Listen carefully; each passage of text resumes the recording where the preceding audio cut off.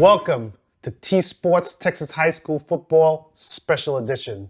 The UIL recently released the new realignment for 2026 to 2028 cycle. For the first time in over a decade, the UIL actually lowered the Class 6A enrollment threshold to 2215 students. Because of this, we're seeing legendary 5A dynasties forced into the deep end of 6A, while some of the most feared 6A programs in the state are dropping down to 5A. I'll get into all the details. As a result, there have been some very interesting changes to the teams from this realignment. So for this podcast, since there's so many different high schools in many classifications and regions, I'm going to focus mainly on Division 6A and Division 5A, and primarily discuss how the realignment affects teams in the DFW area for this episode. Of course, we're going to start off with one of the biggest news, and that is District 11 6A. Originally, District 11 6A included Duncanville, DeSoto, Waxahachie, Cedar Hill, Lancaster, Mesquite, Skyline, and Mesquite. Now, with the new realignment, DeSoto, Cedar Hill, Lancaster, and Mesquite now drop down to 5A, while Mesquite remains in 6A but has moved to District 11 6A. This means that some new teams have now moved into District 11 6A, filling the vacancies. So what does it now look like? Introducing the newcomers: Red Oak, Mansfield, Lake Ridge, Crowley, and drumroll, North Crowley. Now you have a new District of Doom with some really heavy hitters in this district. You have this past season 6A Division I state runner-up Duncanville, last year's 6A Division I state champ North Crowley, this past season Region II finalist Waxahachie, Mansfield Lake Ridge, who went 9-3 this past season, Red Oak, who did well in 5A Division I, but now moved up with the big boys. So it seems like with the absence of the DeSoto, we introduce a new rivalry in district play, North Crowley. It's going to be very interesting since these two powerhouse teams in the same district, if Duncanville, Waxahachie, and North Crowley all make it to the playoffs, North Crowley would actually go 6A Division II. The playoff brackets will look very different in 6A.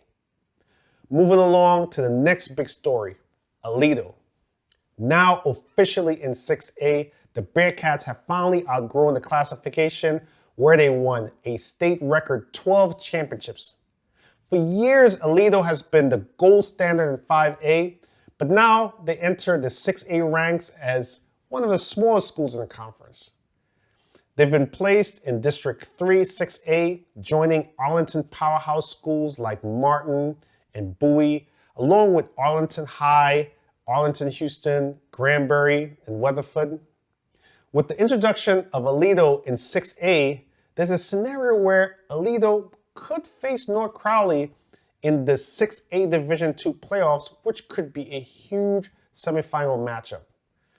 But that's getting a bit too ahead of myself. Other notables in 6A DFW area, not just Aledo is making a big, massive jump, but have you seen the numbers out of Prosper? Prosper Walnut Grove is pulling off a meteoric rise, jumping from 5A Division II straight into 6A in only its third year of varsity existence. The enrollment exploded by 760 students in just 2 years to reach 2476. They're heading into District 6, 6A, a district that features the state's largest school, Allen, along with Prosper and McKinney. And don't overlook Frisco-Wakeland. With an enrollment of 2245, they are now the lone 6A representative for Frisco ISD. They'll be tested immediately in District 5, 6A against the likes of Denton Guyer and Louisville schools. Now, let's flip the script. While some are moving up, a few of the most terrifying programs in 6A are moving down to 5A Division I. The historic District of Doom, the old 11-6A, has effectively been dismantled because 4 of its members saw their enrollment numbers stabilize or decline. Yeah, we're talking about Cedar Hill, Lancaster, Mesquite, and the biggest name of all, DeSoto, the defending 6A Division II state champion. They reported an enrollment of 1932.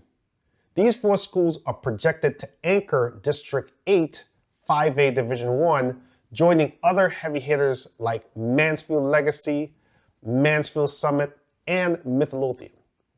This creates a super district in 5A that could be just as competitive as many 6A districts, changing the path to a 5A state title with DeSoto the clear favorite. The 2026 to 2028 cycle is proof that North Texas remains the gold standard for high school football. In all honesty, I think this is very good. The changes keep the excitement fresh. It builds new rivalries. Although, even though Duncanville and DeSoto would no longer be in the same district, there's already a non-district match scheduled for next season.